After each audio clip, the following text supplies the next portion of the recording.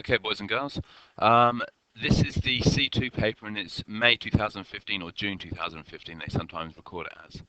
Now this should be a video which I'm hoping will get done in an hour so you can watch it all in an hour.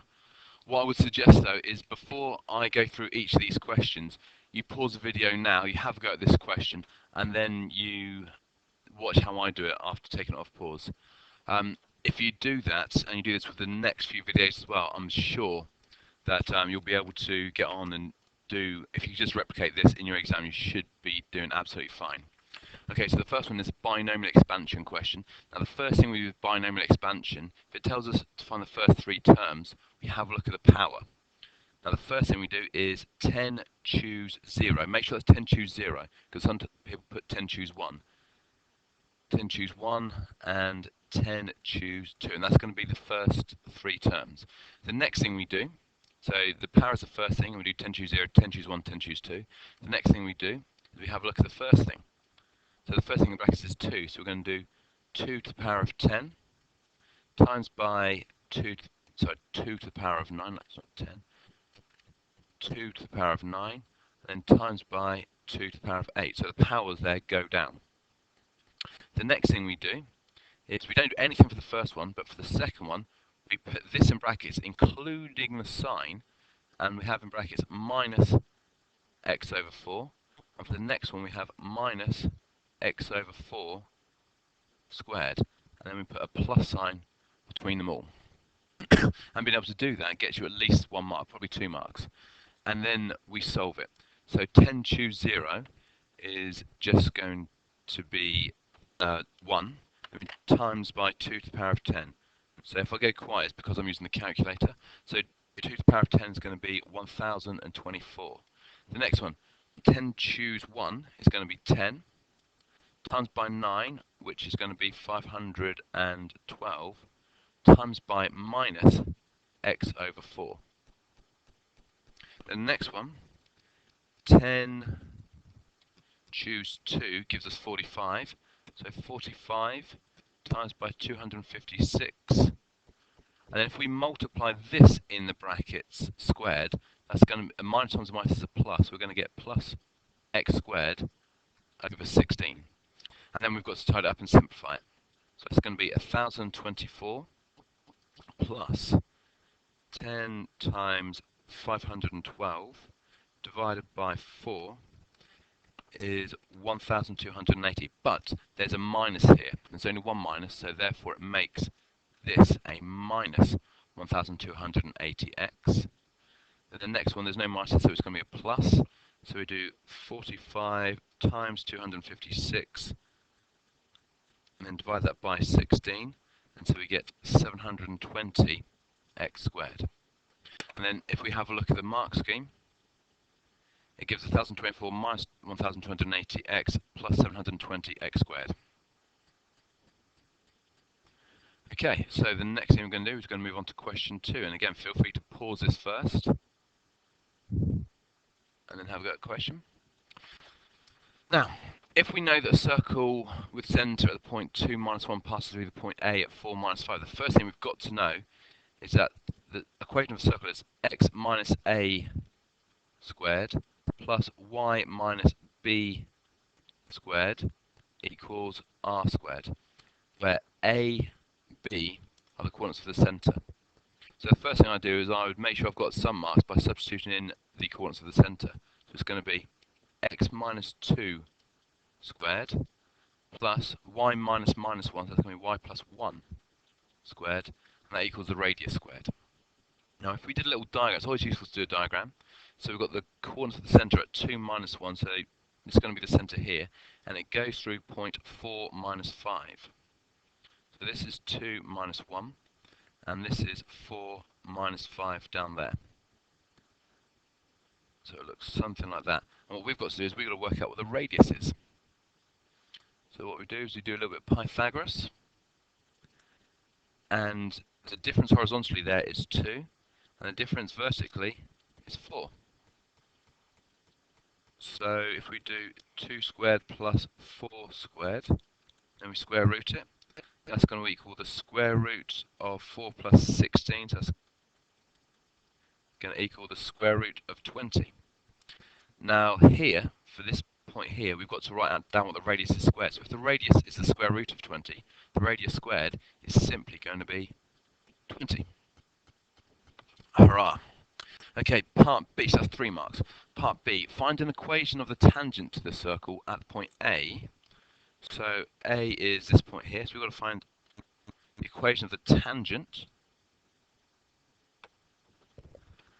And giving your answer in the form ax plus by plus c equals 0.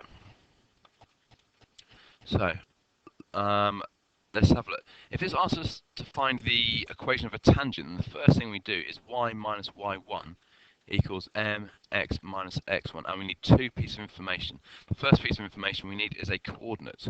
Now we know that it goes through the coordinate 4 minus 5. So the only other thing that we need to know is a tangent. Now usually to find the gradient of a curve, we differentiate the tangent, we differentiate the curve, and then we substitute in an x value. However, we don't do that with a circle. What we do know is that the tangent and the radius meet at right angles. So we can find perpendicular gradients. So looking at our diagram down here, we can see that the gradient of this one is going to be minus its change in height, which was 4, divided by the horizontal distance, which was 2. So the gradient of the radius here is going to be minus 2. So the perpendicular gradient is going to be minus 1 divided by minus 2. So you take the negative reciprocal, or the change the sign and then do the reciprocal. So that gives us a half. So we've now got all our information. We've got the gradient, which is a half, and we've got the point 4 minus 5. So once we've done that, we then substitute it in. So y minus minus 5 is going to be y plus 5 equals 1/2 bracket x minus x1, which is 4. Now because they want it in this format, what we'd then do is we'd multiply by whatever's on the bottom of our fraction here. So 2y plus 10 equal, then we multiply the brackets, x minus 4, and as always I like to have my x as positive, so I bring everything over to the right hand side, x minus 2y minus 14 equals 0, and hopefully I haven't checked any of these answers, so hopefully they'll be right.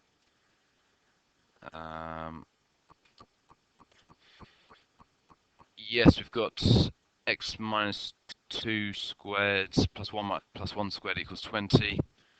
And we've got x minus 2y minus 14 equals 0. Whoop, whoop.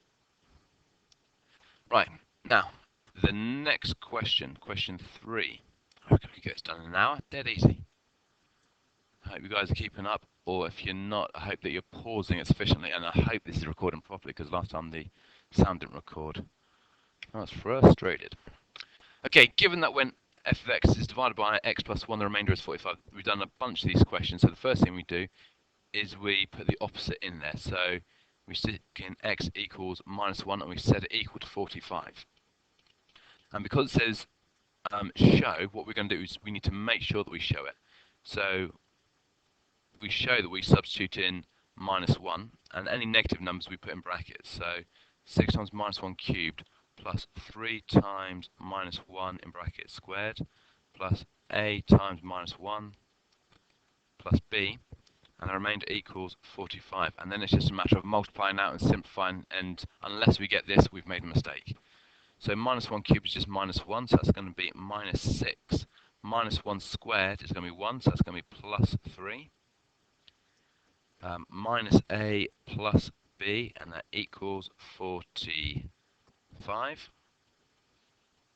So if we then say minus 3 plus b minus a equals 45, b minus a equals 48. So if we can get to that, we know that we've got 2 marks in the bag. Right, now it says that given that this is a factor, and we should know that if we have a bracket which is a factor, it means that the remainder is 0. But what we've got to do is we've got to make sure that we know what we substitute in. And here is easy because it was just the opposite of plus 1, so it's minus 1. When there's a number in front of the x, it's slightly different. So if you're not sure, what you do every time is you set the bracket equal to 0. and then you rearrange to get x. So 2x equals minus 1, x equals minus 1 over 2. Now, because we've done this a lot, it could be that you can fast forward to that. That's not an issue at all. But if you're at all unsure, that's what you need to do. So now what we do is we substitute in x equals minus a half in, so that we can find out the values of a and b. So, let's try that again. 6 times minus a half cubed plus 3 times minus a half squared plus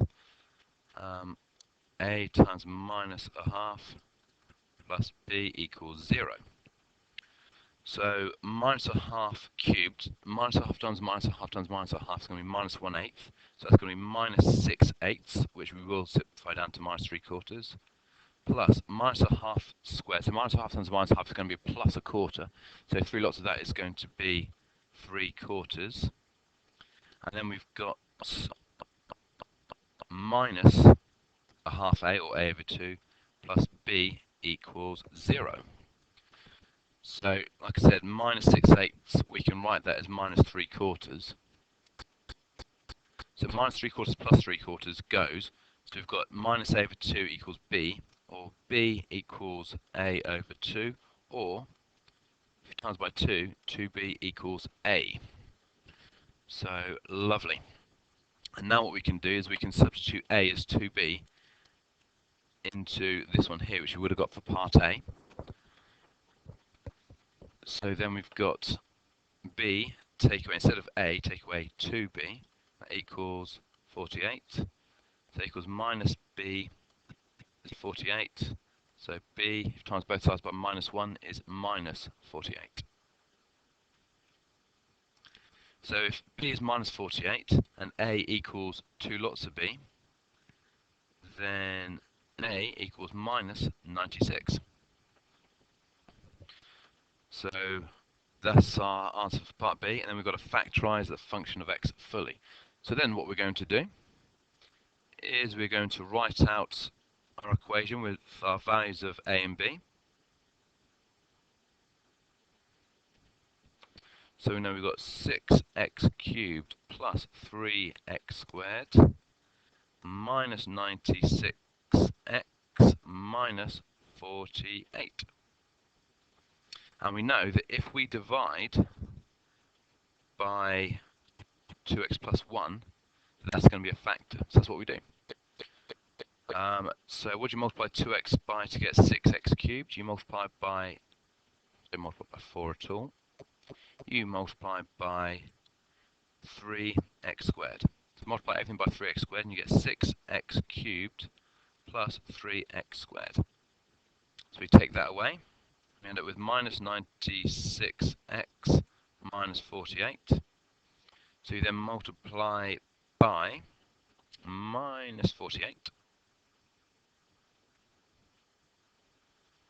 And that's going to give us minus 96x minus 48, which of course we know when we subtract it should give us 0 because it is a factor.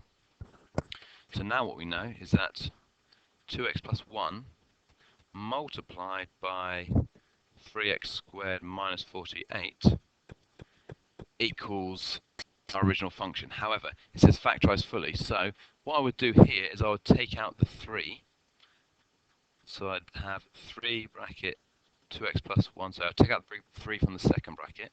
I'd have x squared minus 16. Now, you guys are big enough and ugly enough to have seen this a lot already.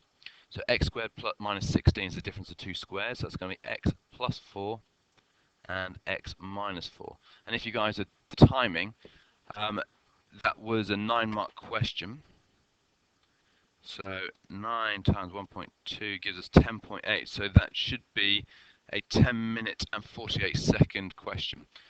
That's going to be one of the most time-consuming questions because there's so much maths to do. Right, so let's mosey on to question 4. Right, lots of writing on this page. So we've got to show that COD is 0.906. Now we know that these are two sectors of circles, So we know that this is 8 centimetres, and we know that this here is 8 centimetres. So we've got a choice of two things to do here. We've got we've got a triangle with 3 sides with 8, 8 and 7. So you should know that a squared equals b squared plus c squared minus 2bc cos a. So you can use the cosine rule to figure out what this is here. Now, of course, if this is the angle that you're looking for, this side here must be A. And make sure, because it's in radians, make sure you calculate it in radians when you do this. You can do it this way, and that's all well and good. What you can also do, and this comes up quite a bit as well, is because it's isosceles, you're going to have a line of symmetry down the middle there. So what we've got is we've got a triangle, a right angle triangle, where that's 8, and this is 3.5. And I'm going to work out this angle here, which on the diagram is this one. Then if I double it, I'm going to get angle COD. So if this is the angle that I'm looking for, I'm going to call this alpha. So this one's going to be the opposite, this one's going to be the hypotenuse. So I'm going to use basic trigonometry, SOH. So I know that sine alpha equals the opposite, which is 3.5, over the hypotenuse, which is 8. And so make sure, if you're following along at the same time, make sure you calculate it in radians. Give yourself a couple of seconds to do that. Then you're going to do inverse sin of 3.5 over 8. 3.5 over 8, and inverse sin of that. And that gives you 0.4528, yada yada. So again, that gives us this angle here, which is this one here.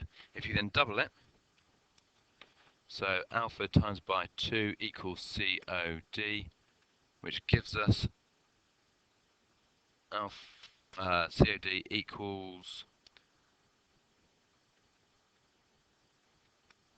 0.9056, which rounds to 0.906. Now again, if you'd have done it this way here, you should get exactly the same answer. If you don't, just make sure you've done the equation correctly. And if you still haven't got the right answer, come in on Monday and then we'll go through how to do it. Okay, so we've got 0.906. Let's get rid of all of this. So we now know that this is 0.906. And even if we don't know that, we can just assume that because they've told us to show it. We can move on to part B. So find the perimeter. What we've got here then is we've got a 1, 2, 3, 4-sided shape. This one is 16. So we've got 16 plus the 7, plus we've got this arc here. Now we should know that an arc length equals r times theta. So all we need to do is we need to figure out what this angle is here. Now we know we've got a straight line here, so a straight line would be 180 degrees, which we should know is pi radians. So if we take away from a whole angle the 0.906, and then we divide that into the two other bits here and here, we should get that angle. So pi, take away 0.906, divided by 2, and we should get 1.118. So that's going to be that angle there. So if we then times that, and times whatever answer you've got on your calculator by r, the radius, which in this case is 8, because we know that this is 8 centimeters and this is 8 centimeters. So that times by 8, that gives us the arc length of 8.94. Now we need 2 of those, so you're going to times it by 2. That's going to give us this arc length here and this arc length here. We're then going to add on the 16 and the 7, so plus 16 plus 7. And we get 40.88, so 3 significant figures, 40.9 centimeters. And then we've got to find the area. So again, it's very similar stuff, and this isn't too much of a taxing question, and it's a good revision question as well. So what we need to do is we need to work out the area of this, we need to work out the area of this, and we need to work out the area of this. So if we call this one 1, this one 2, and this one 3. So the area of the sector is going to be half r squared theta. So it's going to be a half times 8 times by 8 times by the angle, which I can't remember what I said. Yes, I can. It's 1.118. So times by 0.5 times by 8 times by 8, and should get the area of 1 equaling 35.769. Now the area of number 2 is going to be exactly the same, 35.769. Then we've got to do is we've got to work out what the area of 3 is. Now we should know that the area of a triangle is half AB sin C. Now the angle is going to be this one here, and A and B are going to be the sides either side of it, so they're both going to be 8. So it's going to be a half times by 8 times by 8 times by sin, making sure you're in radians still, of C, and we should know that the angle is 0.906. So if we do half times 8 times 8 times sin of 0.906, we should get 25.185, which if we add all the 3 together now, oops, alright, 25.185, if we add all those together, we should get an answer which roughly looks like 96.7. I'm just going to double check that, just in case I've made a mistake. So the last one, if we see, is 2x plus 1, x plus 4, x minus 4, which we got a second ago. And 96.7, 96.8, 96.9. So that's all to do with the rounding, but 96.7, yeah, we're happy with that one. In fact, it's the first one they gave us. So yeah, we are very, very happy.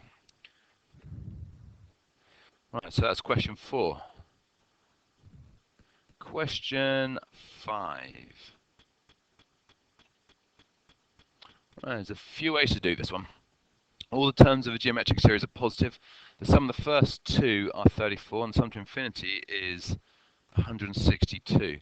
So what we should know is that the sum to infinity is a over 1 minus r. So that equals 162. And the sum of a sequence is a 1 minus r to the power of n over 1 minus r. Now, you can either write it as this way, or you can write it as a r to the power of n minus 1 over r minus 1. Now, I'm going to choose this one here, because we're going to solve 2 things simultaneously, and one of them is the sum to infinity. So if you have a look at this, you've got a 1 minus r, and then if you ignore this thing here, you've got a over 1 minus r. So that's why we're going to use this chap here. Let's get rid of that one. Let's start again. So we've got a over 1 minus r equals 162. And a over 1 minus r. And you've got 1 minus r, which we don't know, but to the power of n, which in this case is 2. And that equals 34. So what we can do is we can split this one here up into a over 1 minus r times by 1 minus r squared equals 34. Now we know that a over 1 minus r, this thing here, is equal to 162. So 162 times by 1 minus r squared equals 34. We're then going to divide by 162, so we've got 1 minus r squared equals 34 over 162. We're then going to add r squared to the right hand side and take away 34 over 162. And I'm going to write 1 as 162 over 162. So there's a few bits and pieces that we're doing there. So if I move up here now, I'm going to write 162 over 162. I'm going to take the 34 over to this side. So take away 34 over 162. I'm going to move the r squared onto this side. So then 162 take away 34 is going to be 128 over 162. That equals r squared. I'm then going to simplify this fraction by dividing by 2, which gives me 64 over 81, which is r squared. And you know what? If we square root that, we don't even need a calculator. So r equals the square root of that, which is going to be 8 over 9. And because it's set, in fact, that could be plus or minus 8 over 9, but it says because, let's see, all the terms of a geometric series are positive, so therefore it's not going to be minus 8 over 9, it's just going to be 8 over 9. So the common ratio is 8/9. Lovely. So now we know that that's 8/9. What we can do is we can substitute it into any one of our equations that we've used so far. I'm going to substitute it into a nice and easy equation, which is the a over 1 minus r equals 162.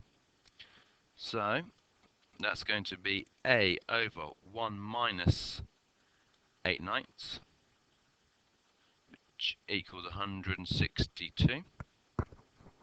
So a over 1/9 equals 162.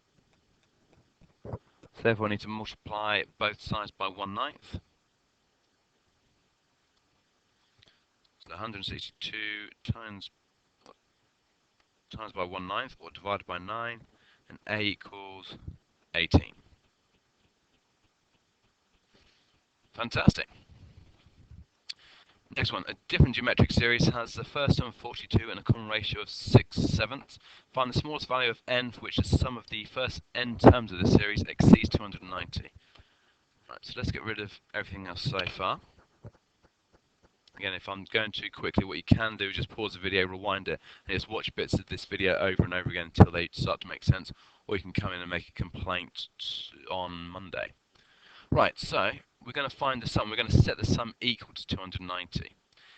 So we're going to have a 1 minus r to the power of n over 1 minus r. Now we're going to write it this way because our ratio is 6/7, so therefore our ratio is less than 1.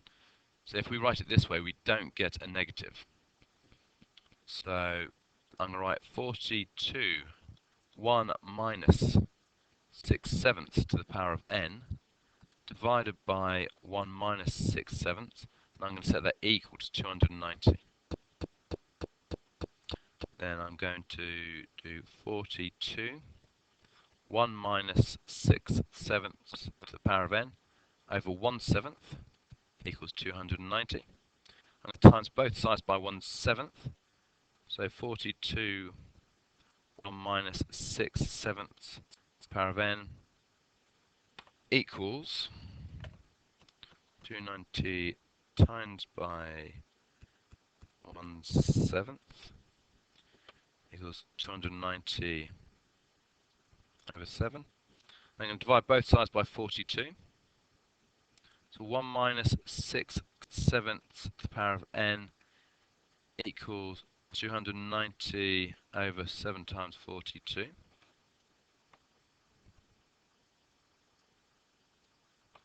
Which in the calculator gives you 0.986 something or other. Then what I'm going to do is because this is minus, I'm going to put it onto this side. So and then I'm going to take whatever this is and bring it onto this side. So I'm going to have 1 minus 290 over 7 times 42, and that equals 6/7 to the power of n.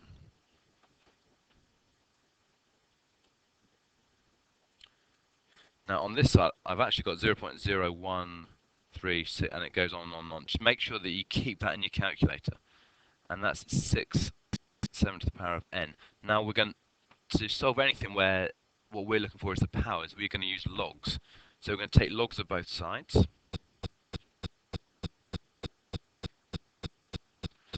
So we're going to take log, probably log to the base 10, but you don't need to write to the base 10, of whatever you've got in your calculator here, 0.0136 equals log of 6/7 to the power of n.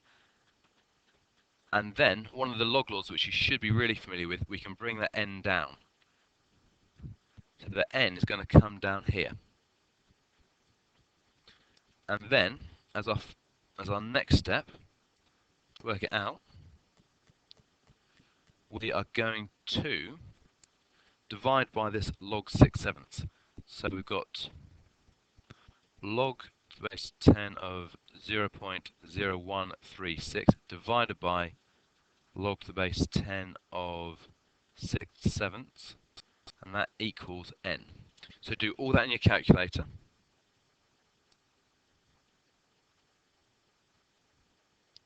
You might need to bear with me for a second. I haven't disappeared, I am just typing it into my calculator. And you should hopefully get n equals 27.877. Now what we've got to do, so the 27.877th term would get it equal to 290. We want to know the first one that exceeds 290. So whatever this is, you need to round it up to the next number, even if it's 27.01, because the 27.01th term would equal 290. But in this case, we want the one that exceeds it. So we always round up in this case. So n would equal the 28th term. Lovely. Let's just doubly make sure on that one.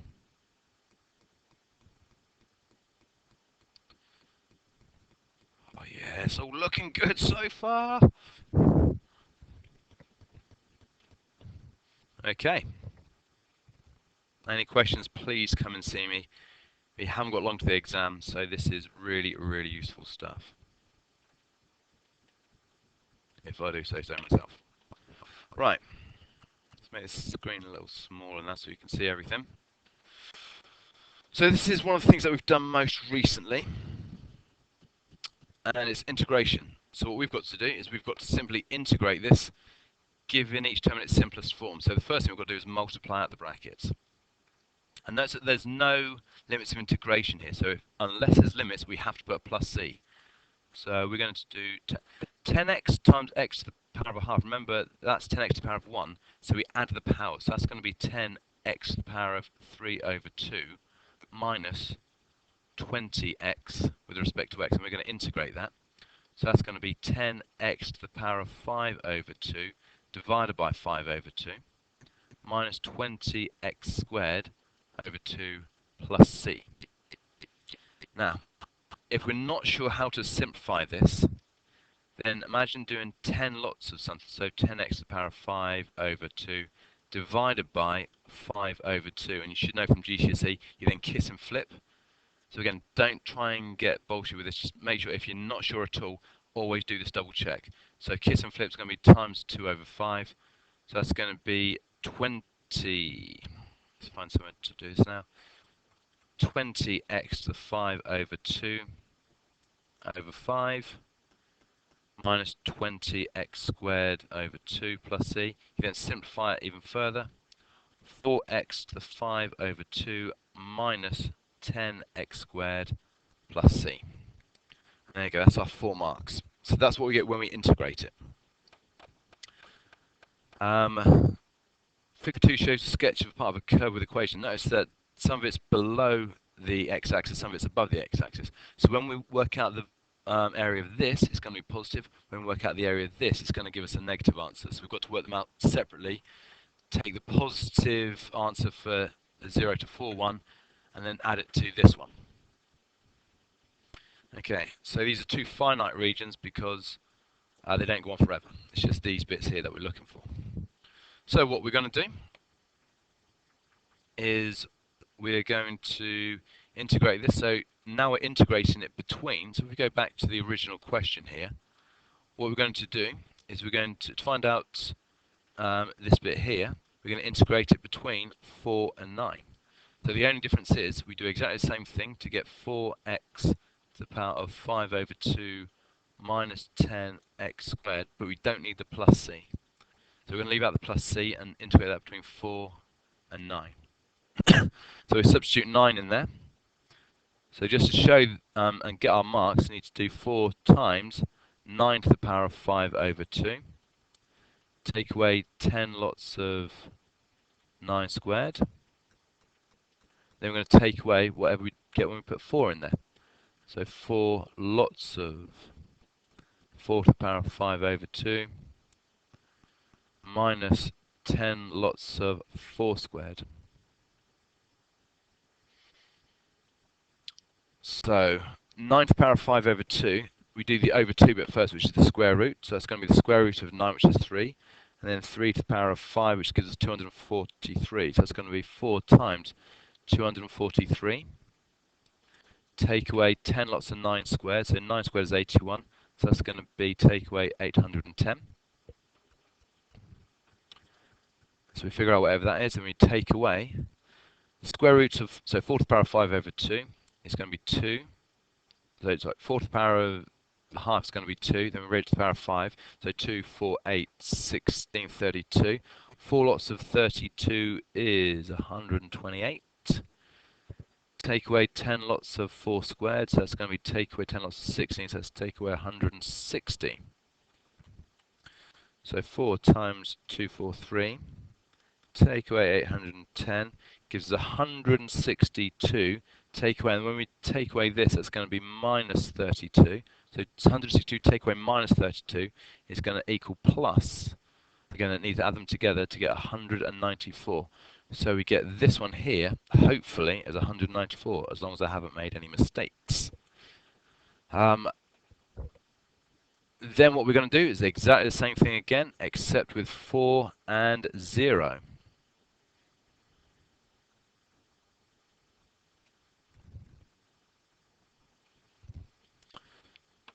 So to show you, or to re-go over again how we do this, I'm going to substitute 4 in there again, but also it's because I've forgotten, because I've just wiped it off the screen.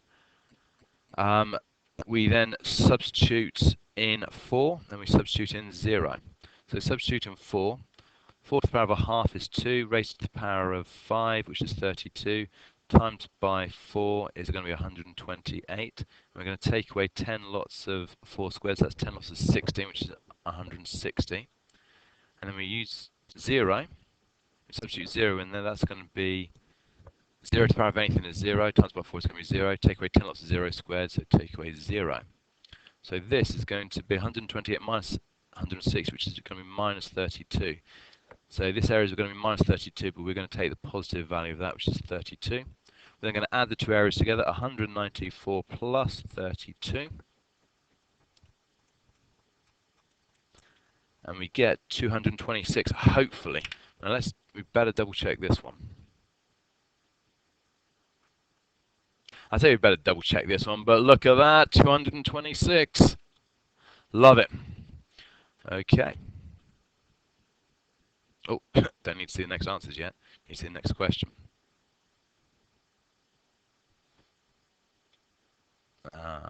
Question 7. Right. Okay. So logs. We've already done some log bits in this paper so far. So let's have a look. It says use logarithms. So let's start off just by doing log of 8 to the power of 2x plus 1 equals log of 24. So what we're going to do is we're going to bring this down, so we're going to bring it to the front, 2x plus 1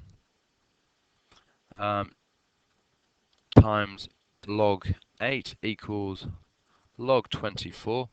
So then what we're going to do is divide by log 8, so we've got 2x plus 1 equals log 24 over log 8. We're then going to take away 1, so whatever that equals there, log 24 over log 8, take away 1. We're then going to divide by 2, and that's going to give us log 24 divided by log 8, take away 1, divided by 2, gives us to 3 decimal places 0.264. Nice and easy one to round, that one. 0.264. alternative way which you could have done this, when we got to this step here, we could multiply the bracket, so you'd get 2x log 8 plus log 8 equals log 24. You could have taken away the log 8s to get 2x log 8 equals log 24 minus log 8. And we should know that when we minus logs, we can actually divide the actual numbers themselves. So log 24 over 8, which would have given us equals log 3. So 2x log 8 equals log 3. So then divide by log 8. So 2x equals log 3 divided by log 8, and then divided by 2, and we should still get the same answer, which I'm not going to bother with, but I'm hoping that 0.264 is the correct answer. Yep, lovely. Okay, next one, part 2. Find the values of y such that... Okay, so we've got more log laws here to do. So we've got log to the base 2 all the way along, so that's nice enough. So we've got this log, take away this log. Let's just do that to start off with. So if we've got one log, take away another log, log to the base 2 of 11y minus 3, we could bring that down to the bottom. So that's going to be over 3. Then we've got minus 2 log to the base 2 of y equals 1. So we can't do anything else yet because we've got two different logs. But here, before we do anything else, we can't bring this y down. Even though this is minus, we can't bring this y underneath because we've got this 2 in front of it. So we've got to deal with that 2.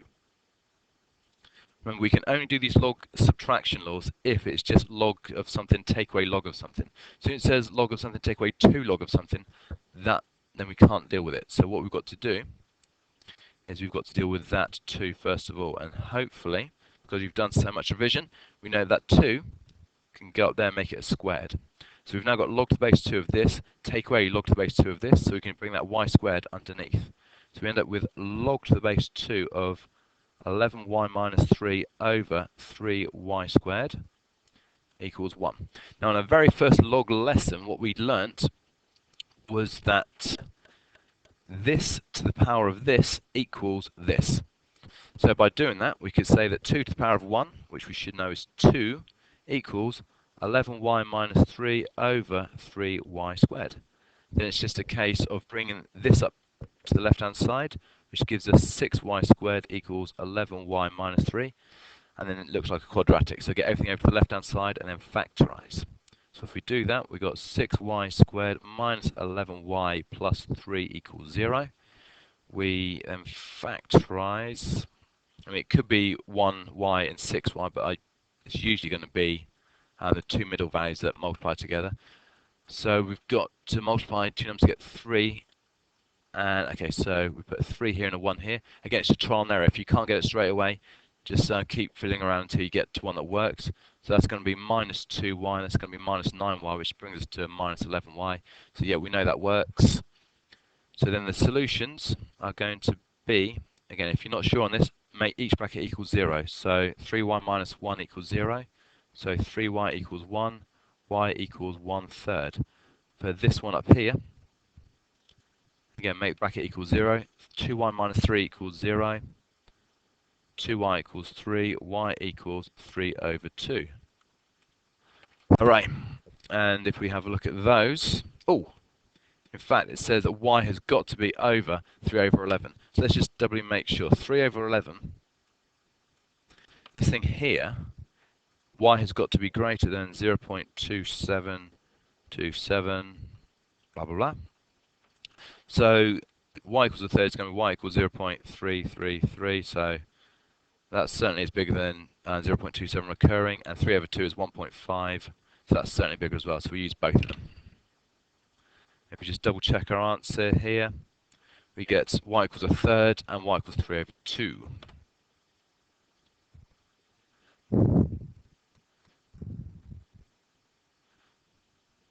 Okay, let's have a quick look. How many questions we've got left? We've only got 2 questions left. Right. So, oh, yeah, we've just done that one. Let's move on. Now, this is a topic that we've done reasonably recently, as well as so many other topics. Okay, now we've got sin 3 theta and cos 3 theta here. Now, very often we've got to get into a quadratic, but the reason that we should recognise this won't be a quadratic is because there's no squareds here. To get a quadratic, we need to have either sin squared or cos squared. We don't have either here. So we need to probably make it into tan theta equals. So what we're going to do is we're going to move this onto the other side. So we've got sin 3 theta equals root 3 cos 3 theta. Then if we divide both sides by cos 3 theta, we're going to get sin 3 theta over cos 3 theta equals root 3. And we've got sin over cos, so that gives us tan 3 theta equals root 3. Now, because we haven't got just tan of an angle, we've got tan of 3 lots of an angle, what we do is we say tan of A equals root 3. And then if we've said that, we're going to change the boundaries up here. Instead of between 0 and pi, we're going to times them both by 3. So that's going to be 0 and 3 pi. So now we've got to solve this in between 0 and 3 pi, or 0 and 3 pi is going to be 3 lots of 180, which is 540. So if we just sketch out the tan graph between 0 and 540, that's 90.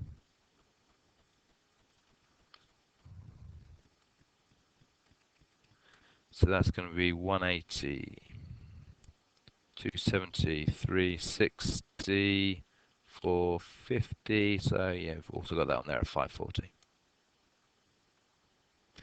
And we're after root 3. So root 3 is going to be 1.7 something. So it's going to be that solution there, that solution there, that solution there. So if we do the inverse tan of root 3, my calculator doesn't give me a nice answer in radians, unfortunately. Oh, sorry, excuse me. Inverse tan of root 3. I get 60 degrees on my calculator, which we should know is pi over 3. So we've got this answer here, which is pi over 3. So A equals pi over 3.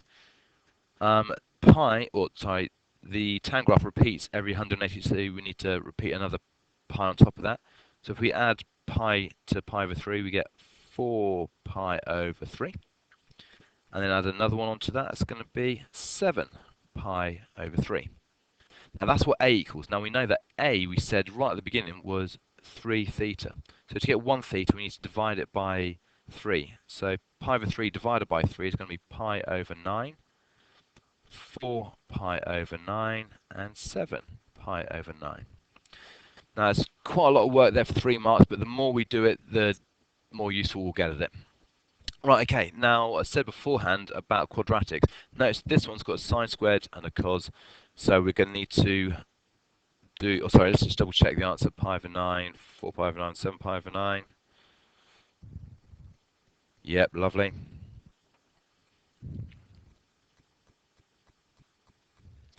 Right, so given that we've got that there, so we know that sine squared x plus cos squared x equals 1. So we can say that sine squared x equals 1 minus cos squared x. And then we're going to substitute that into this here. So it's going to be 4 lots of 1 minus cos squared x plus cos x equals 4 minus k. So then let's expand it. So we've got 4 minus 4 cos squared x plus cos x equals 4 minus k.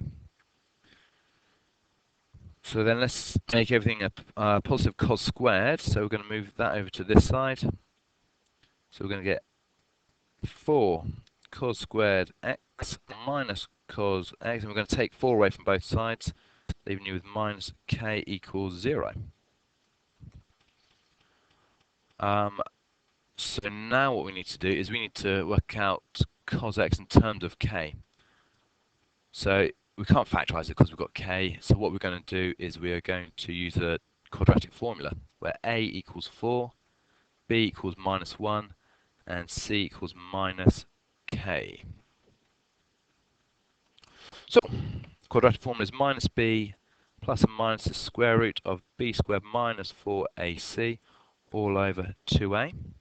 So that's going to be 1 plus and minus the square root of minus 1 squared minus 4, put this one in brackets, 4 times a, so 4 times 4 times c, which is minus k, all over 2a, so all over 8. So this is what cos x equals. So then we've got 1 plus the square root of 1 plus 16k all over 8, and 1 minus the square root of 1 plus 16k all over 8. So cos theta equals both of those. Then finally it says when k equals 3, find the values of x in the range, this here. So now what we're going to do is we're going to go back to our answer here.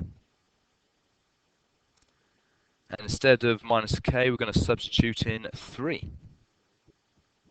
Let's get rid of the k. Let's put in 3. So I'm hoping this one will factorise.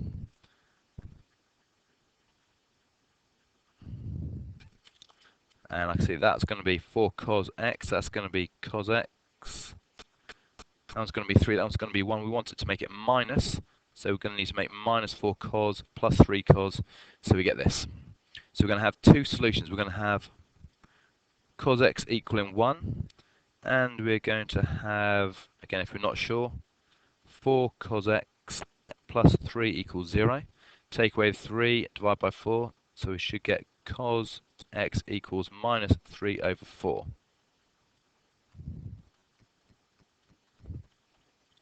Now, what we need to do is we need to solve this in the range 0 to 360.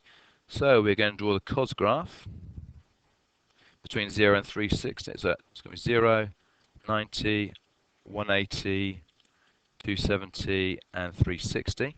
And we want cos to equal 1. So that's going to be up there. So it's going to be this solution and, in theory, this solution. But if we see here, it can't equal 360, so that won't be a solution. So the answer to this one is x equals 0. And then we've also got to solve cos of x equals minus 3/4. So minus 3/4 equals this one here. So that's going to be that solution and this solution. So making sure your calculator is in degrees. If you do the inverse cos of minus 3/4, you should get x to equal 138.6 degrees. Now that is 138.6 degrees there, in from the very top of the graph. So if we go from 360 in 138.6 degrees,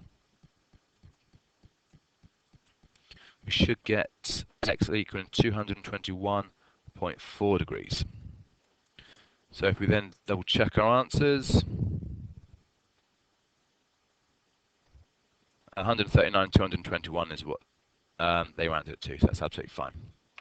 Okay, and last and very much not least, because I think this has a potential to be a real strong question for us.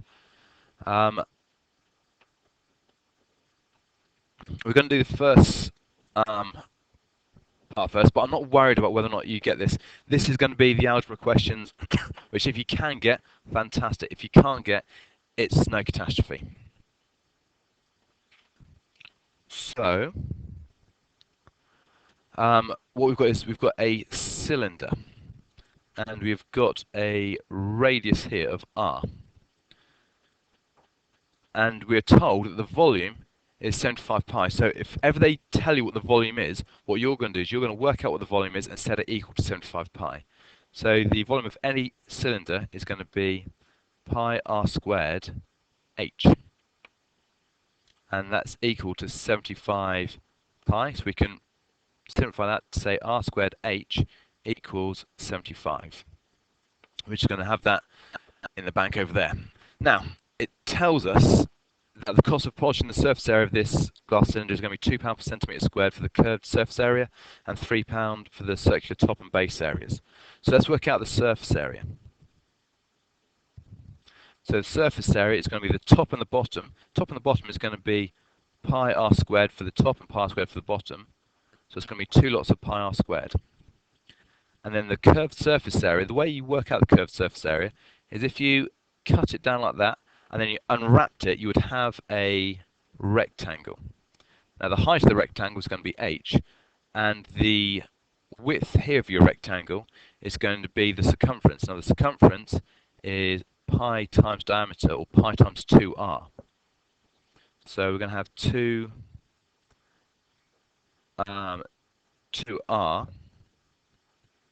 pi times h. Now that's what the surface area is going to be. Now we've got this, which is the top and the bottom, and we've got this, which is the curved bit. Now the top and the bottom, it says it's going to cost £3 for the top and the bottom. So I've got to multiply this. So the cost is going to be 3 lots of this bit here. So that's going to be 6 pi r squared, which is looking very familiar. And then this bit here is going to cost us £2. So it's going to be 2 lots of this. So plus 4r pi h. Now this doesn't look like this. But the reason that they gave us this one here, we worked out that r squared h equals 75, so we could say that h, which isn't in their final answer, equals 75 divided by r squared. So if we substitute in here h as 75 over r squared, we'll do that by the magic of doing this. Look at that. So times by 75 over r squared. One of these r's is going to cancel with that one. 4 times 75, of course, is 300. So we get c equals 6 pi r squared plus 300 pi over r. Lovely. Now, that is really a question to make sure that your algebra is absolutely tip-top. If it's not quite tip-top, then don't worry too much, because it doesn't have any bearing on the rest of the questions. And these are the last 6 marks on the paper. And these are always pretty much of a much. So let's get rid of everything there.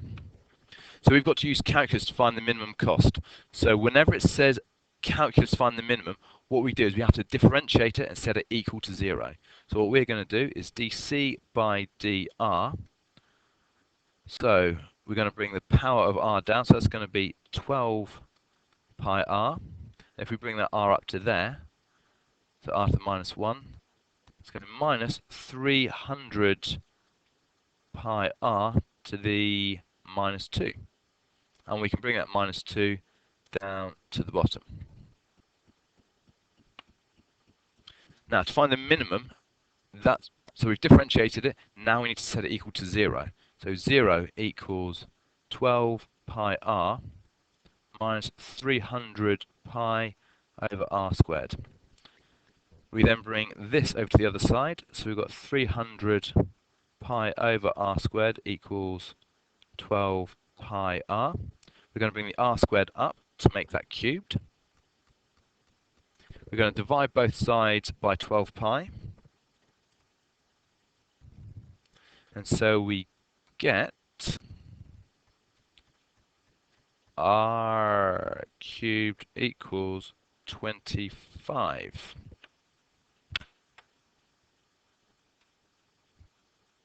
So if r cubed equals 25, r will equal the cube root of 25, which doesn't sound right, but let's get rid of that. Yeah, 300 divided by 12, which is 25, cube root of that, so 2.92, yes, so we are on the right lines. So once we know that the radius that makes it a minimum is the cube root of 25, to work out the minimum cost, we substitute our value of r, which we now know it is the cube root of 25, into this here.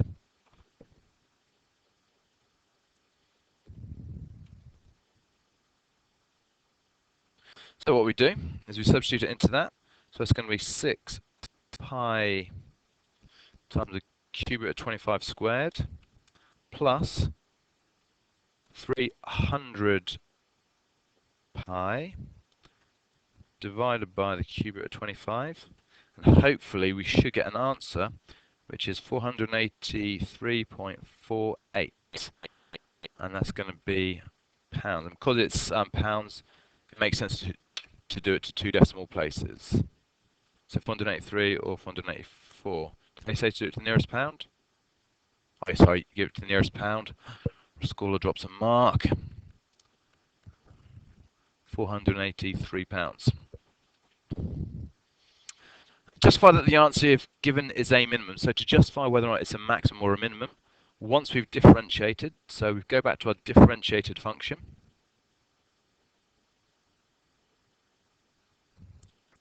Which is this one here. Let's make it r to the power of minus 2. And we differentiate for a second time. So d2c over dr squared. Differentiate a second time, we get 12 pi minus, so that should be to the power of minus 2. That's going to be plus 600 pi r to the minus 3, which you can put that down there. And then you substitute, so you sub in r equals the cube root of 25, or 2.92. And if you do that, you will get dot dot dot